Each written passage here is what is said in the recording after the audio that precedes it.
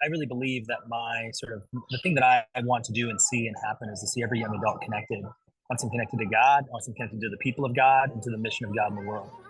And I just think there's something really powerful about connection.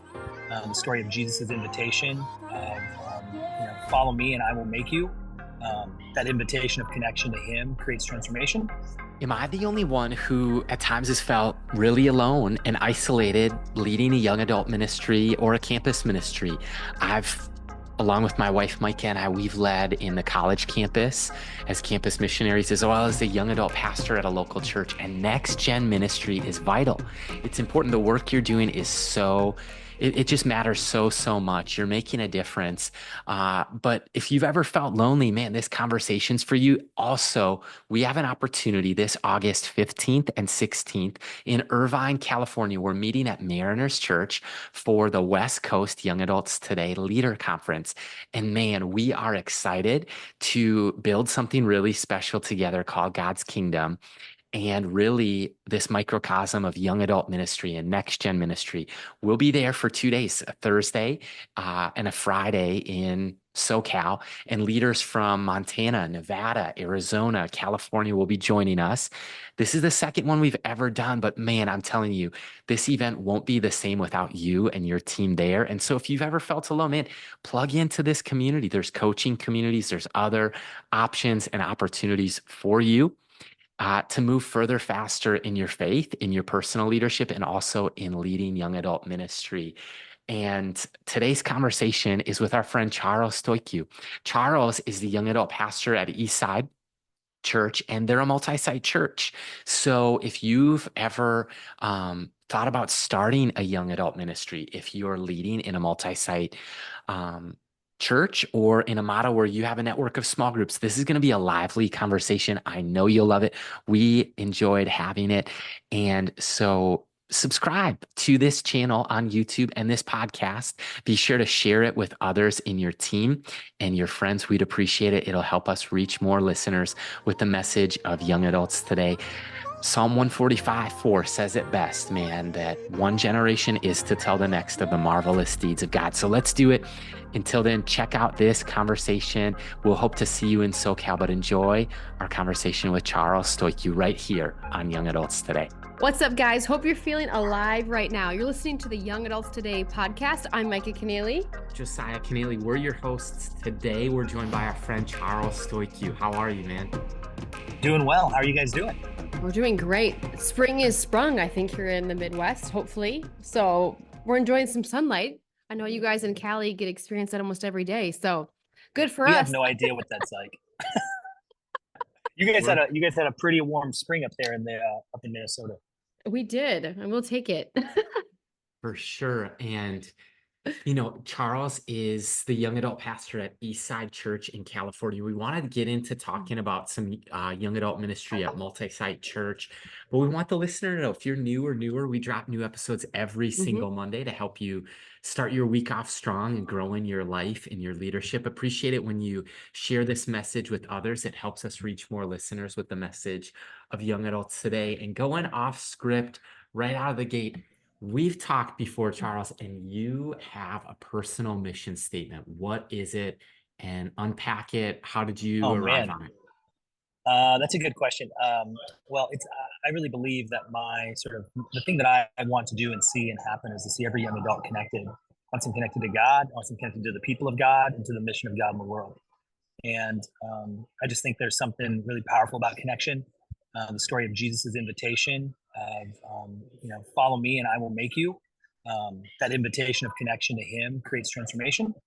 And I really want that for every young adult that comes into contact in my life, but really in general, I want them to experience that when they enter the church, any church environment, to see that happen. It's so good. And, I've heard rumors because we have a lot of friends on the West Coast in Southern California specifically. And I think rumors aren't good, Josiah. Rumors aren't good, though. These ones are. These ones are. Word on the street? I don't know. This is like this. I mean, there's rumored to be a group message on a platform that I'll remain nameless, but there's like a group chat and some coffee shop meetups. What has the value of networking with other young adult ministry leaders been like for Oh, you and your Yeah. community? Oh man. I mean, I think one of the challenges of young adult ministry in any context, but specifically in Southern California, is, there's about 5.8 million people in about a 20-mile radius of where we're at, and a quarter of those individuals are young adults. And so that's way bigger than like any one church, any one kind of denomination, any really one moment except for like us working together. And so I really desired to see young adult ministries work together to see young adults reached and connected and empowered and envisioned with where they can go in the life of the church. And so for me, we just have a coffee meetup that happens occasionally. There's a group of guys and gals that work at various churches. Some have like come in and then become like senior pastors and floated out, and just kind of a hodgepodge group, but that's connected through Instagram and a few other means. And so it's been really fun. A couple of other buddies of mine, we do some retreats together in the fall, and some other friends have done some sport days together, and some other little subgroups have kind of reached out and connected. And so it's just been a cool way to kind of network and build community within doing young adults, because ministry is lonely, leadership is lonely.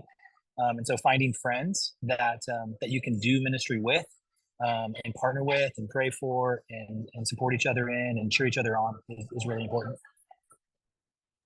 Charles, I love that. I love that you're discovering and uncovering more of the leaders that are in those roles and positions. And young adult ministry is becoming a thing now. I think even 12 years ago, I think when I started a young adult ministry with some friends in North Dakota, like it was unheard of. It was like, we're going to be young adult ministry. And I think there was one other young adult thing that we knew of in the US at the time, or maybe 2 or 3 max. And just to have those other people, whether they're young men or women and key volunteers or pastors, to have the opportunity to network, the opportunity to connect. And that's something that we've actually done here in the Minneapolis area. And it's so fun to see people come alive and want to reach, whether it's millennials reaching the next gen, or if it's the current generation, Gen Z, reaching Gen Z. I think it's awesome to see people's hearts on fire for the Lord, but also to reach the lost. And there is power in numbers. And when we get into a room, it's like, wow, there's a kindred spirit. Like the mission that God's given us is the same, is to reach the lost, it's to reach people for Christ and provide opportunities for young adults. But it's also to do it with people that we can link arms with. And it doesn't matter where they've come from, because we all have the same mission in mind. And whether the ministry looks different, that it should. I mean, look at the demographic of which we're reaching.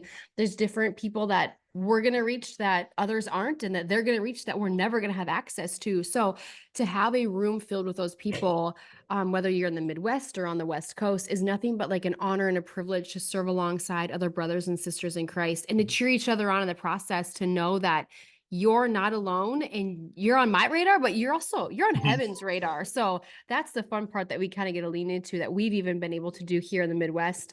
Even twice a year has been kind of our goal, to connect with some of those people. So, And I'd just jump in and tell the listener that we desire that for you. What we've experienced in the Midwest and in Minnesota, what Charles is spearheading in Southern California, and just talked about how that's benefited his life, whether it's friendship or being around like-minded people, or the sharing and exchange of collaboration and ideas, champion each other. We desire that for you as the listener. We've created a few opportunities, whether it's regional leader conferences, a Facebook group called Young Adult Ministry Leaders, whatever it is. I mean, I'm just looking for about 50 people in 50 states to say, I want to do that. And I want to get a DM going on Instagram with other young adult ministry leaders in Arizona or in Chicago or in Florida or in Virginia, wherever it is, wherever God's placed you. I just think that there's such value. And Charles is one of the people doing that, and really excited about that. But unpack for the listener and for us some of your story, a little bit of just your journey of life and leadership. Cool, thanks. One thing I want to touch on before we move on is it's not me in Southern California. There's a couple of different like groups that I'm connected with. So there's a partnership with Campus Crusade or Crew InterVarsity that has a one-day conference they offer kind of all over the U.S. And that's been a really cool opportunity to work not just within churches but parachurch ministries as well. A big thing with parachurch ministries, a lot of them were started because churches weren't reaching college students. And so to really drive the the alignment, and to go, we all have kind of the same goal, which is to see young adults and college students reached, and that we can actually work together on that. We don't have to work in opposition to that, I think is really key. And that's something I got involved in about 10 years ago when I started at Eastside.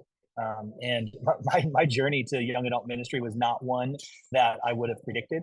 It's not one that I went after kind of hard. It's sort of one that through my own ignorance and fighting, I've sort of discovered and uncovered along the way. And I went to school in Santa Barbara, went there as a kind of first generation college student, didn't really know what I was doing. One of two kids from my school to go to that college, went from a school of about, I don't know, about 480 to a campus of about 22,000, which is kind of a big jump.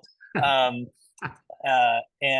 then while I was at school there, I ended up working at a Christian camp that's outside of the Sequoia National Forest called Human Lake Christian Camps. And they have camps kind of all over the U.S. They have one in the East Coast. They have one in Hawaii. They do international camps. And sort of working there, I ended up graduating and not really knowing what to do. And they offered me like a part-time job. And I was like, well, I don't really want to go work at Deloitte, so maybe I'll go work at a camp. And so I ended up working there doing activities for about 4.5 years full time. And one of the big key parts of that job was working with their Joshua Wilderness Institute, which is a gap year program they offer that takes kind of a monastic approach to the year, discipleship, those sort of things. And part of their role is they serve at the camp. And what that meant was that I got a chance to go life on life with a lot of 18 to 25-year-olds. And one of the things I discovered was I didn't love working the activities as much as I loved the discipleship of the people that were in that age range, which began to stir a bunch of conversations in me of like, well, do I want to go be a college RD or do I want to work in student development? Because again, like the pastor thing was so far out of range. And so I ended up leaving that job on really the Spirit of God moving through me, and left, and then ended up in a random internship through weird sense of circumstances. And it was like one night, middle of July, 2 years into my internship, 2 a.m., building a graphic for some on-campus thing we're going to do at San Marcos College.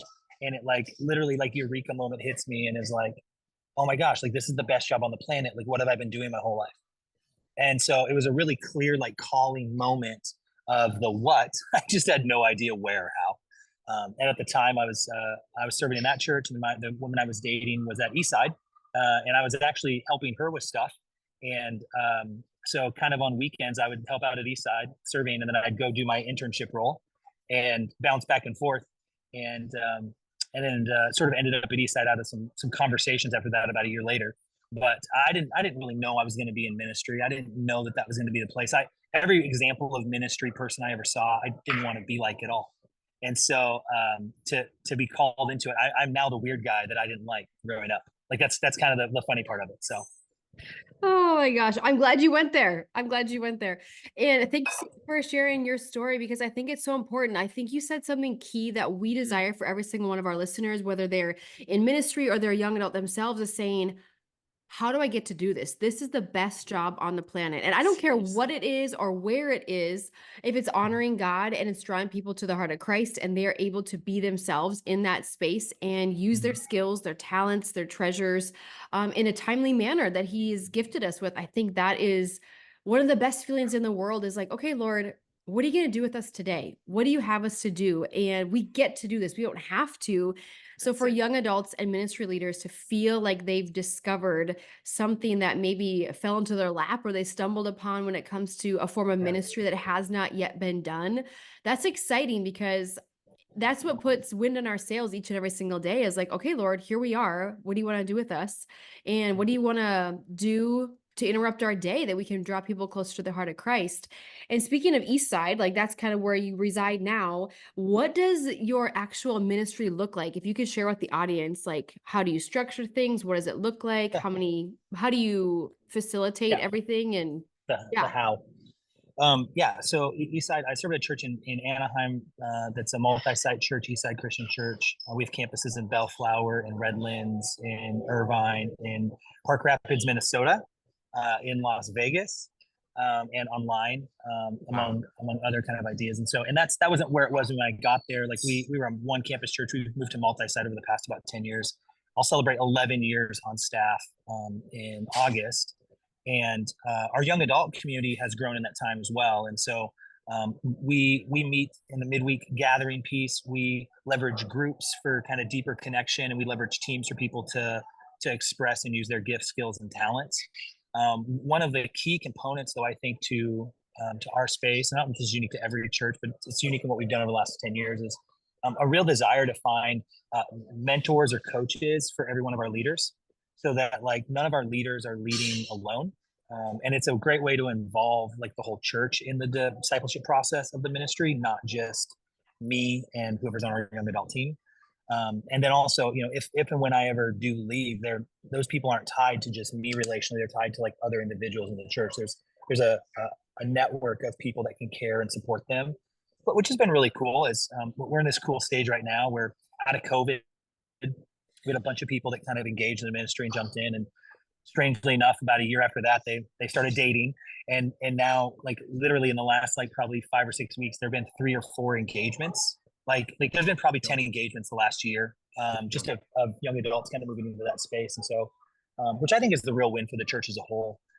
As you begin to help people discover who their maker is, what their mission is, and really find their mate in the process. I think there's a real chance for momentum in the church, and I think that's a big thing. What we get to do in young adult ministry is help young adults uncover that, their maker, kind of what they're built to do, and then help find people to partner with them to make it happen in the world.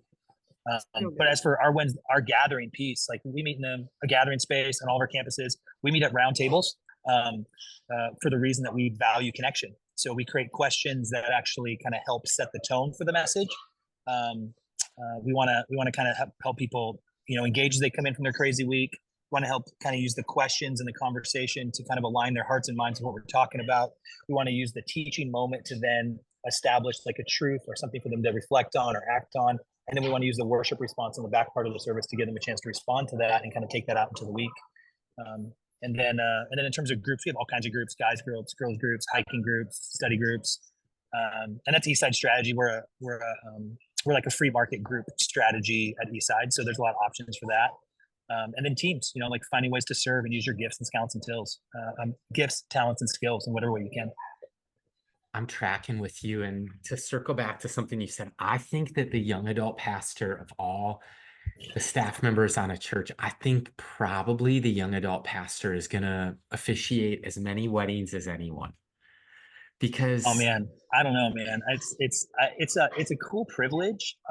It's also like a weird weight. Yeah. Like I don't know. I don't think everybody necessarily feels. I feel this, like in the sense of like when you stand with somebody or you walk them through that process, like I feel like responsible for like what happens not in like the way of I can do anything, but in the way of like I'm responsible to them, to that couple and for who they become and the accountability pieces of that. And so, yeah, it's a really cool season. It's a really cool season in ministry in that way. It's amazing. Mm-hmm. And, a lot of churches are moving towards multi-site models. I think that even a lot of young adult ministries tend to have, whether they're all small groups or they're all Bible studies, or if it is a little bit more free market approach like you were talking about, where there is going to be affinity-based groups, Bible study groups, connection groups, serving groups, whatever that looks like. I think that for the listener today, you might have a young adult ministry that has a network of small groups. And so there's multi-sites, or you might have your church itself has a multi-campus model, and more churches are going that way with strategy. And you're taking, in essence, young adult ministry, which is a really transient, challenging ministry, and then you might have a campus that's nearby a college or university or a young town, and then you might have one that's more in a rural area or in a young professionals area, or you know what I mean? So different contexts, different cities. How have you guys navigated the model of your church being a multi-site church, but then different expressions, different groups, different ethnographies or communities, demographics, because you're spanning different, even in your case, states? Yeah. We for Eastside as a whole, like I think on a term of a multi-site church strategy, if people are familiar with this that listen, like like where a 1 to 10 would be like everything is kind of different every campus. A 10 is exactly the same. We're kind of in that like 7, 8 range, I think would be kind of where we're at. But, and so for our student ministries and for our young adult ministries, we take a similar approach of what are kind of the pieces to our young adult ministry that can be transported, and then what kind of needs to be contextualized. So obviously a group of 200 in one area, a group of 30 in another, a group of 50, those all have different needs. So we always are trying to do that, and we don't have it figured out by any means. Like we've only been doing the multi-site young adult stuff for about the past year and a half, and really that was birthed because we began to identify on some of our younger campuses some people that were in their like mid 30s or 40s that loved young adults and wanted to serve. Eastside's a big equipping and empowering church rather than so much as hiring staff. So volunteers and people that like want to own and have passion for ministry are really key, which has its own unique challenges when it comes to doing anything multi-site, anything aligned, anything, because again, like you said, there's a transient nature to young adult ministry. And if you're doing it right, like I think people aren't staying in your ministry for 10 years, they're staying in for 3, 4, and they're engaging the whole body after that. And so you should be losing people that are investing in the long-term of the church. You're more of like a pipeline rather than like a pool. And so that makes it uniquely hard in terms of the kind of the build, but the flow of young adults into those campuses is really key. And like our campus pastor in Redlands is one of the core people that helps kind of lead our young adult space in there. And he would say that it's one of the best flywheels for volunteers. Same thing for our Bellflower campus. It's a young adult ministry is one of the best flywheels for volunteers. People that like get in and love the church and get connected to the church, find a home there. They go, hey, how can I make a difference in this place? And so one of the things that we've done that's been really helpful is just identifying a couple of key like leadership roles. We call them coaches for any campus that can really be the stewards of connecting with students initially in like a small group format, building and identifying some leaders, and then launching a gathering out of that. So those are that's kind of the processes that we've identified. And again, like we're early on, and there's a ton of other churches that are doing multi-site stuff in different ways. Like Passion City just launched their whole like pop-up stuff they're doing this summer, which I think is dope. Like there's another church in Minnesota, actually, or no, Wisconsin, that's doing like a multi pop-up campus, like worship gathering once a month, and then groups outside of that. Even in Southern California, Sandals Church is doing a similar thing like that. So there's a lot of different formats being thrown around. We're just trying to do the best we can to help young adults connect in our campuses, and I'm sure in the next 3 years we'll see some dramatic shifts. But back to even Micah, your point, like about young adult ministry 10 years ago or 12 years ago, you hit the nail on the head, like in saying that it was one of those things that was almost seen as like the redheaded stepchild of churches. Like young adult ministry was not pursued. It wasn't cultivated. It wasn't developed. There was such a push to go, you graduate high school, get into the church. And I think one of the reasons that I'm seeing for like the need for young adult ministry in 2024 versus 2014 is a lot of the delayed development that's occurred in the life of a student. And not even in a bad way, just in a way that like culture and technology has pushed. Mm-hmm. And so I think the need for it is actually an equipping piece, a guiding piece, less of like come do something fun and hypey, but like let's guide people into where they need to go. Because there's a lot of studies being done on the impacts of technology and the sociological impacts of that, and how that impacts our emotional health and our empathy and our ability to connect and all those things. And so I think it's never been more needed to help people like connect with the church, connect with the community, connect with each other, and even learn how to be adults in that way. Yes, I think that's so good. That's one thing that we even talk about is the 3 C's that we want everybody to experience are Christ, church, and community. Like getting plugged into, it doesn't even matter what order, because at some point, if you're involved with any of those, a good and godly community, if you're getting plugged into the church and you're experiencing Christ, like those are all one at some point, those all come to a head. Mm-hmm. And just really realizing that we are up against some very unique things. Like even this morning, I was listening to a different podcast and they were talking about like, we live in a day and age in the United States specifically, where we have created a culture where we don't need each other. You don't go next door and say, "Hey, do you have an extra egg that I need because I'm baking?" Well, first of all, who's baking? And second of all, is it awkward to go talk to a neighbor that I've never met, but we've lived each other in proximity for over 10 years?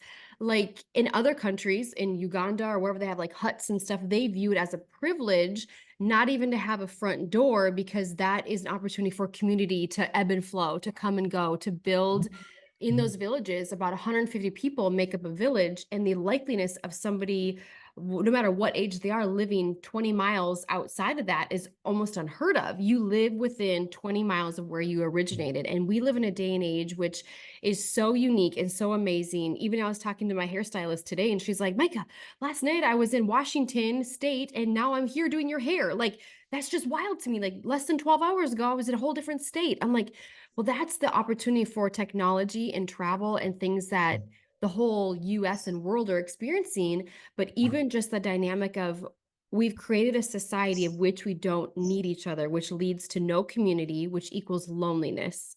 Like, we may be saturated in the social media world, but the most lonely person that we've ever experienced.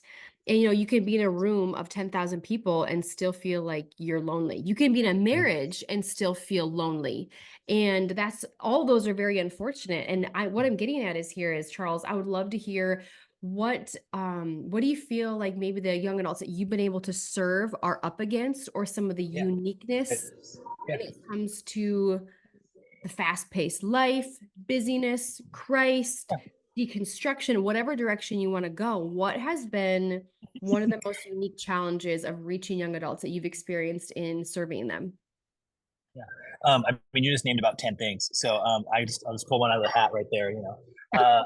Actually, there's a book by an author named Sherry Turkle. She wrote a book called Reclaiming Conversation. And what she did was, her and a bunch of, she's from MIT. The book is probably 2015, 2016. She wrote a couple of books. She's an amazing like thinker on culture and technology and the interaction. She's been studying this stuff for like 30 plus years.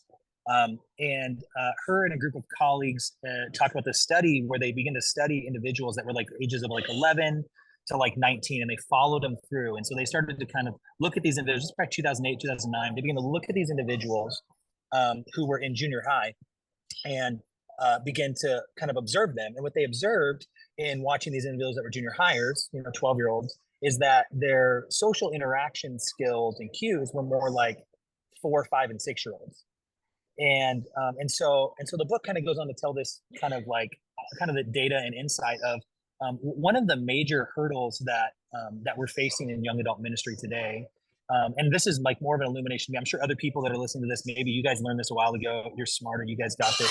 If you didn't, the thing that came out to me from the book that I walked away with was, it makes the case that it's not that this generation is selfish. It's not that this generation has narcissistic tendencies. It's not even that this generation is like addicted to technology, although those might be contributing factors and fruits, but that there's actually like a massive reduction in empathy from the generation. And so when we remove the ability to be empathetic, we remove the ability to understand what it's like to be in another person's shoes. And if you can't be in another person's shoes, and you're always putting everything through the filter of like how this affects me, it's really hard to serve somebody else. It's really hard to rely on somebody else. It's really hard to understand why somebody would have a different perspective than you would have, and like have a dialogue with them. And the case that she makes is like digital technology, the screen that we're watching on right now, all of the emails and text and videos and stuff reduces so much of what we actually get in terms of communication, that we're training a generation to not be empathetic towards another human because they're just looking at a device. And so that insight for me, when it comes to conversations with young adults, is really helpful. The best example I have is a group of girls that are like, high school age or just after, that are in a group text. And maybe this has happened to you, but one of the friends puts in the chat, like they have this fun event coming up, and everybody misses the event. So they're all talking, and the girl who gets the event missed is basically like, "Hey guys, like it really hurt me that you guys missed my event. I felt like you didn't care," and which is true. And these girls are all really busy, high achieving, young adult ladies. And one of the girls in the group, instead of like saying, "Oh, I'm so sorry that I missed your event," just spends the whole time chatting, trying to scroll, trying to prove to her friend that she actually texted her back, only to realize that she didn't. And there was like not really any remorse about it. She's like, oh man, I was really busy. Again, she was really busy. And the girl who put the text in felt like none of her friends cared about her because they didn't respond, although her friends were also really busy and she was really busy. And the kind of bottom line would be, I think my experience with a lot of young adults is that a lot of them don't realize right now, like they don't realize it's not even known to them that like, and we have this in like our core of our humanity, but like they don't realize like how what they really want is for somebody to care about them, but what they often don't want to do is care about somebody else. Like we want what we want, but we don't want to offer it to another. Which is so curious to me, because that's literally what Jesus came to teach, was like to love yourself as you would love another. And so like you can't do that.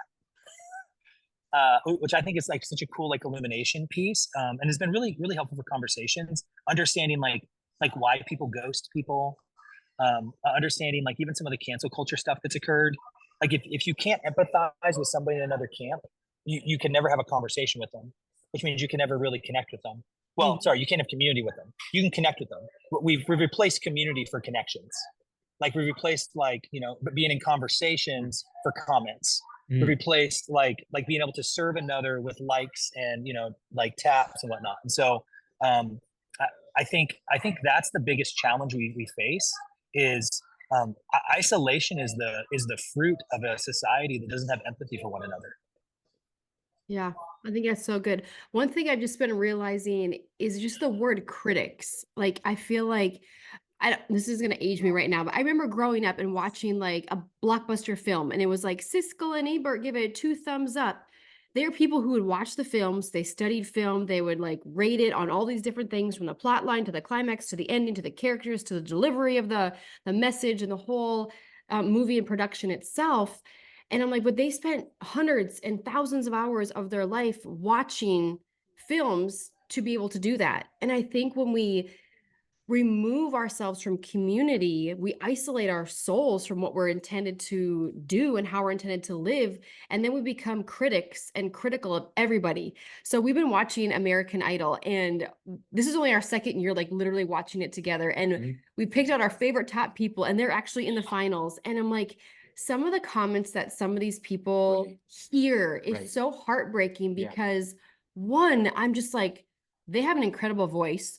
2, do you know how much courage it takes to get up in front of the whole world who has access to you on stage when you already feel insecure about maybe your body image, but you have the gumption to get on there and to tear them to shreds and be the biggest critic, and you can't even hum a tune.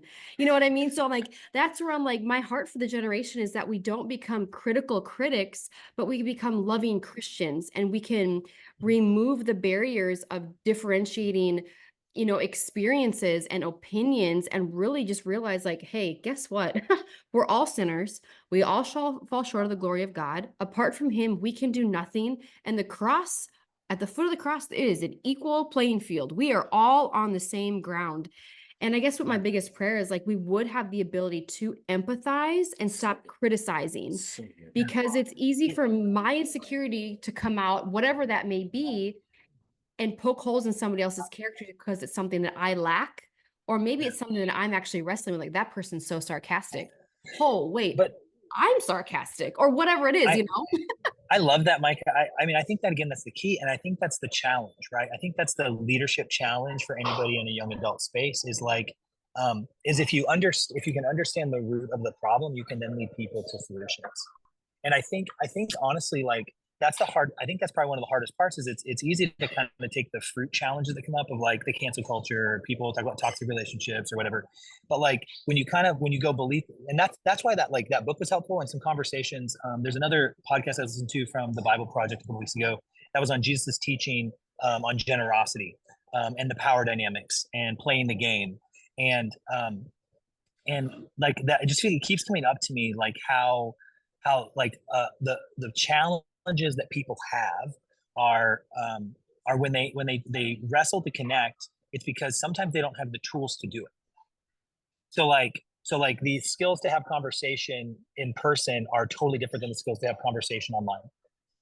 So we have a generation that knows how to do online conversations, but a lot of times if they're in a room, they're nervous that they can't get their text right or they can't get their words right, and so that creates anxiety, which then makes them shut down, which then makes them not connect, which then makes them fear. Like it just is kind of a repeating pattern. And so I think we have a really big opportunity to help guide people by how we as leaders, how we text, how we talk, how we have conversations, like how we engage them, how we invite them. I mean, really how we live, right? Like, I mean, that was Jesus's thing, to set an example, right? Paul says in First Timothy, right, to set an example in speech and conduct and love and faith and purity. Like for us as young adult leaders, to be people who are exemplary, to be people worth following in our life and in our speech, to go, oh man, there's qualitative pieces of that person's life that I want to be like. And then it comes down to like the qualitative measure is that you spent time with Jesus. Like that's it. Like that's the only thing that matters, right? Like that you've spent time with the rabbi, So I love it. And we're going deep with the conversation. And I'm just reminded of Micah's dad. He was in the hospital a couple weeks ago, and our pastors who are in touch with a few thousand people, they reached out and they sent me and our daughter's pizza while Micah was in the hospital out of state with her dad. And I look at like, that was empathy. That was like, I didn't expect that, but I mean, they showed up for me on their day off, busy, growing church. They didn't need to do that. And I think that one of the things Micah does extremely well is like, she goes old school on some things, and she will send like, we'll do an event, young adult ministry, and she'll send like a postcard in the mail, like USPS. I'm talking like snail mail. Snail mail. And she'll like send out postcards or like handwritten letters or thank you cards. And just like those old fashioned, like cooking a meal, like somebody has a baby, showing up for them. And we're not perfect at it. There's been plenty of things that we've missed.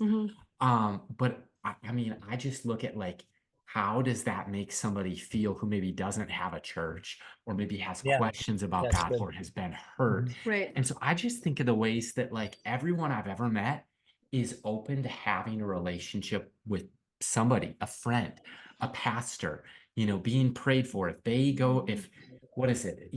If tragedy strikes the palace, so to speak, of their life, most people are open, atheist, agnostic, whatever. They're open to like good thoughts, prayers, Venmo, or good thoughts, prayers, here's a meal in your time of need, or Starbucks. Like most people have a favorite Starbucks order, or, you catch my train of thought, hopefully. And if we can be the type of leaders that show up for each other, that show up for those that are in our care, I love to underscore what you were saying, Charles, what you were saying, Micah, and then as it relates to tie back to multi-site, I don't know that I have much to add to the conversation. I've been on staff at a single site church. Then we did campus ministry at one college campus. We're now attending a church that's primarily a single site church. But we have led with our denomination in the MNAOG, Minnesota Assemblies of God, and we'll put on events, or even with young adults today, leader conferences, or in 2 weeks, we'll have a camp where 40, 50, 60 or more churches are represented. And one of the key thoughts, to come back to something Charles was talking about, is like in the past couple weeks, we've had a meeting with a lead pastor at a great multi-site church in Minnesota that's asking this question: how to start a young adult ministry at their church. This morning, I had coffee with a youth pastor who's like, man, our church really needs young adult ministry at our church. So he's going outside of his job description to just serve a generation that he sees in need. And so again, I don't know that I have much to add to the conversation of value, but one of the things that I think of is, if you want a thriving children's ministry, who's going to be the leader? If you want a great women's ministry, who's going to be the gal that just rallies the troops, that galvanizing gal? Or in this case, if you want a young adult ministry at, one of the campuses at East Side, or one of the campuses of a church that you're a part of, I just kind of go, okay, on Sundays, who can talk to the people at the info booth that say, or the welcome desk, you're new here, You're 26 years old. You moved from Wyoming last night. You Googled church near me. Like who can they sit with? Who's a young adult connector, rally, kind of a point person? And maybe that's volunteer. And maybe that's part-time. Maybe that's the worship pastor also does some young adult stuff. A lot of times the young adult leader will be bivocational or part-time, or it's next gen and young adults, youth and young adults. But if you can get that point person at each campus, man, I think that they can help introduce to a contagious community. I mean, do you have thoughts, pushback, feedback on that thought? I mean, I started at Eastside. So Eastside's a large church. It's been a large church, and I started as a part-time, 8 hours a week person. So I don't know if anybody's ever tried to do like any kind of ministry role on 8 hours a week. If you are going to do anything, I remember very clearly. I was like they like had the conversation. I'm like, all right, I'm excited. I'm thinking about this. I know I'm built for this. Called for my mentors. I was like, all right, I got the job. So excited. And I was like, so what can I do? What do I need to do? And I'll never forget my buddy Jeff. He was like, he kind of laid out like this like little plan, and I was like, that sounds great, Jeff. That sounds like that takes like at least 30 or 40 hours a week. What if I only have 8? Oh man. And he literally went like, what? And so for me, like I would say, like I think a volunteer. I think it's probably going to be mostly volunteers. I mean, we have mostly volunteers. I mean, I have myself, and I lead our internship program and our young adults for our 3 campuses. And we have a part-time associate, but everybody else is a volunteer. So like volunteers, people that like have a passion and desire to see young adults find a family and find connection and find the Lord, like are really key. I think that's a big component. And I mean, like you said, like somebody that can say hi to people and has good social skills probably is helpful. And I think honestly, somebody that doesn't need to be in front is probably great for a generation that's tired of seeing people in the front, that wants people that walk beside them. I think you're looking for more like Barnabases and less Pauls. And I think those Barnabases that can support and coach and come alongside are probably some of the best people in your churches, or even around you as you're listening to this, thinking of like, and who around me is somebody that like I would want to be on their team. I don't even ask them, and tap them on the shoulder and say, hey, would you want to help me connect college students at this church, or would you want to help me connect people that are young adults and start a small group that meets on Saturdays and plays volleyball and barbecues? Would you want to be the kind of person who comes alongside and just has 2 a.m. phone calls over burritos? Like, are you interested in that? I know when it comes to our coaches, like that's really what we're looking for. We're looking for people that want to invest 10 hours a week in 3 to 5 people. Like 3 to 5 people. Like that, if they can do that consistently over time, we will find multiplication. We'll find deep relationships. We'll create people that disciple each other. We'll create people that get the growth of going forward. So I mean, yeah, that's my biggest thing, is just looking for people that really, really want to invest in people well, in a way that's multiplying in the kingdom. Because again, like resources are always gonna be thin, money's always gonna be thin, time's always gonna be short. Like, so finding people that really have a drive and a desire to connect with young adults and care about them and guide them and not have to be their parent, but be sort of be like a coach / like guide, I think is the key. The people that walk beside Moses, that help Moses do what he's going to do. Like that's what you're doing with this generation, is you're helping them do what God has built them to do. You're giving them the shoulders to stand on. You're helping them not pay the same dumb tax that you paid. You're just trying to give them the foot forward in faith and in life, so that they can step forward in a way to where they can really win. And I think if we have that perspective with the next generation, that we're here to help them win, not help us win, I think we all win. Wow. That's so good. I love that you went there with a win, because I'm like, we want them to win, like, and God wants them to win. And if we can link arms, and if we can hoist them up on our shoulders to do better than what we could do, to see farther than we could ever see, I think that's essentially what it is. And going back to that 8 to 10 hours a week, that sounds like a lot on the forefront of it, but once you're in it, it's like gone. You're like, where did time go? Like, time goes fast when you're with people you love. Like, it's crazy. It's crazy. It's like 3 good coffee dates and a Bible study, Seriously. Yes, exactly. And I think when people get overwhelmed by that, like, you want me to mentor you or coach you? Like, what? And then you're in it, you're like, where did time go? Like that was time well spent. And people who want it will stay, and people who've got to move on or transition out. Like there's always a sunrise and a sunset. And even to our conversation, we're kind of coming to a sunset here. And Charles, we like to end each interview or a fun little time with everybody with a 5 and 5, meaning there's 5 minutes on the clock. There's 5 questions, kind of like the home run derby if you're a baseball fan. Are you up for a derby here? Sure, let's go. Let's go. All right, question number 1. Why do you believe discipling the next generation of young adults is so vital? I think it's vital because it's the roadmap that we've been given. Like it's the roadmap we've been given. Like you find a rabbi, you apprentice under him, you learn and grow. I think that's essential. And I think there's never been a better time to do it because I think there's a generation that's hungry to learn and grow. Like it's different than like even 10 years ago where like the people were trying to like do everything on their own. Like people are on their own and they're realizing it's not working.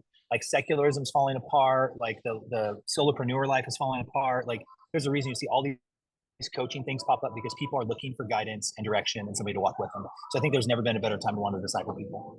Love it. I underscore everything you just said. Like rewind that 15 seconds, listen to it again, because the world is different.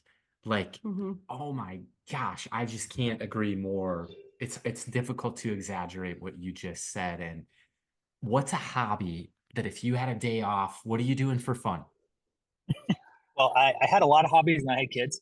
And so now my kids are my hobbies. So right now that's probably drinking coffee and hanging out with my son who wants to either ride his bike or play WrestleMania, which literally just means like throwing him on the bed as hard as I can. And then he laughs joyfully. I'm pretty sure that will backfire at some point in my life. But for now, it's been a good point of connection. Outside of that, I love reading. I try to read a bunch of books every year. And I love coffee. So those are kind of my 2 things. Awesome. Okay, here's question 3. This is the curveball. If you could ask Josiah and myself one question today, what would you want to know? Bring it. That is a good curveball. I would love to know what for you has been the most challenging thing in your guys' marriage. The challenging thing in our marriage. You want to go first? Sure. Do you have an answer? Man. He's like, nothing. You're beautiful. You said it. That, yeah, 100%. Lies. I would say beautiful. And man, I think probably any challenge that we've had, like people sometimes ask us a similar question, like, okay, you're married together, you live together, you're raising kids together, and then you work together. So how does that work? We happen to love each other and work really well together. I would say any time that I've been frustrated, what it boils down to is my own selfishness or pride. I would say, and then also like we're wired differently. And so Mike is not wrong. She just sees the world differently.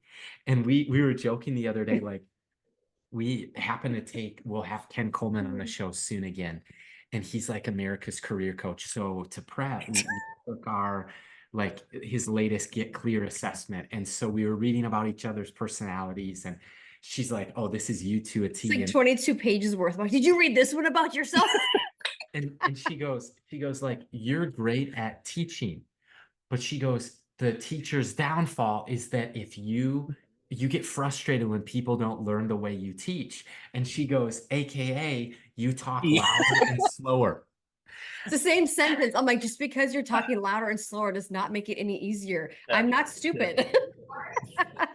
Give me a metaphor. Give me an analogy. Give me an illustration. Oh my God. That's so good, Josiah. That's really good. That's good. Oh my gosh. I think one of the biggest challenges, I think we established that this was going to be a challenge even in our dating. So we dated for about 1.5 years, and we were both futuristic. We love to dream, pioneering spirit, like those similarities, kind of why we do what we do, you know? And I think what we found in like a 3-hour date, we would take probably 2.5 hours talking about ministry and what we could do to reach young adults and what is working and what's not working. And so-and-so would be a great volunteer, and like sit there. And by the end of the night, I'm just like, but I don't know you. I don't know us more. I know who we are as leaders more and how we work together as a dating couple or a pursuing couple, but we're not married yet, and I want to get to know you. So good. So I think even in dating, I had shared with him, I was like, hey, like, I love that we get to spend 3 hours on a date night together talking and dreaming about this, but I want to get to know us and who you are outside of the pastor hat. And I want you to know who I am, and let me in, essentially. And so we kind of set up, hey, we will take 15 minutes, literally set a timer, and catch each other up on all things ministry, people we've been mentoring, breakthroughs people are having, and just celebrate what God's meeting. doing, and then done. And we would, and it was hard right away because I'd catch myself like, hey, but I'm like, nope, we're not talking about that. And he's like, what do you want to say? I go, nothing. I go, I'm tabling that idea for later. So, I mean, putting that boundary in place, even in our dating, I think has set our marriage up for success. Yeah. Now, do we still kind of have those tendencies and those urges to have those conversations? Yes, we work from home, we travel together, we raise our family together, we're married, we're like, everything is literally on the property of which we have. So to set up those boundaries and conversation of like, hey, after X amount of this time, technology is shut off with work. I'm not responding. Their emergency cannot become my emergency. Like, so I think that could potentially have been a huge point of contention in our marriage, or frustration or disappointment or expectation I would have placed on him, and found myself in a constant state of frustration. But I think because we tackled that early on, we've been able to manage, maintain, and identify when's the last time we had a date night and didn't talk about the kids. Now it's not ministry on a date night, it's the kids. Good. So who are we, is like those check-in points, I think, have been something that's been helpful. So yeah. It's so good for anybody that's listening, by the way, that's like in ministry and is married to somebody or dating, because like the habits that you create when you're dating become the habits that you take into your marriage. So like getting some of those habits of like business meeting for like the things of life and ministry, and then the connection meeting, are like two of the best habits that I think you could give anybody. And like if you're listening, like what Micah and Josiah just said, I would echo in my life and my wife's life, has been one of the hardest things, because we both love ministry, both love church, all that stuff. And so finding like, oh, we would go on a date, and it would be not a date, it would be a ministry meeting, and walk away being like, oh, I actually don't feel any better about life or you, but I feel really inspired. Is just, and you can't build a relationship on that. You just can't. And I think really getting clear on that. That's such a great insight. That's so good. Thank you for sharing that answer. Yeah, awesome. Of course. Great question. 100%. So back to you, question 4 in the 5 of 5 is favorite sports team. Who do you cheer for? Oh my gosh, man. I'm so not a sports person. Like, it's like unreal. My favorite sports memory is I went to a World Series game between the Diamondbacks and the Yankees, and the Yankees lost the game to the Diamondbacks. And I went with my dad in like 2001 or something like that. 01. Yeah, I was in Arizona. Got a baseball at that game. So that's my favorite sports memory. That's fun. I love it. Okay, question number 5. If you could leave the listener with one piece of encouragement today, Charles, what would you want to leave them with? Man, there's a lot that I could say. I think this would be maybe the key for anybody in ministry. Jesus didn't lead something, he loved someone's. Like, Jesus didn't come to lead something and build something, he came to love someone's. And I think in our ministry to specifically Gen Z and Alpha, like remembering that we are there to love someone's, not lead something. I think if we get that mixed up, we really quickly turn into not the people that we want to be. And I think that's the call of Paul to Silas and Timothy, to be humble and work quietly and love people well. I think that's Jesus' example. But Jesus came, he came to love someone's, not lead something. If we love someone's well, we will eventually lead something, right? Like that's how it'll work. But the reverse isn't always true. I love that. Man. That's so good. I think that's good for us to reflect on. That's good challenge for us as we leave and as we love and lead. Hopefully something greater behind, and that's people who love Jesus, and the legacy that we live can continue on no matter how long we're here on earth. So I love that. Great conversation. Really appreciate you, man. Thank you, guys. Thanks for having me. It was super fun. Of course. Yes, you're listening to the Young Adults Today podcast. Hey, what's up, y'all? It's Josiah, and I just want to invite you this August 15th and 16th right here to Irvine, California. It's beautiful here. We're at Mariners Church, and this is our location for the West Coast Leaders Conference, and it won't be the same without you here. And there's going to be times where you can meet new friends that can last a lifetime in ministry together, learn about generations and practical young adult ministry leadership training. There'll be times of round table, praying together, checking out Thursday nights at Mariners, which is the Thursday night young adult service here. And I'm just telling you, there's a buy one, get one free deal. The link is in the show notes. And bring your team, come. I can't wait to see you here in Irvine, California this August.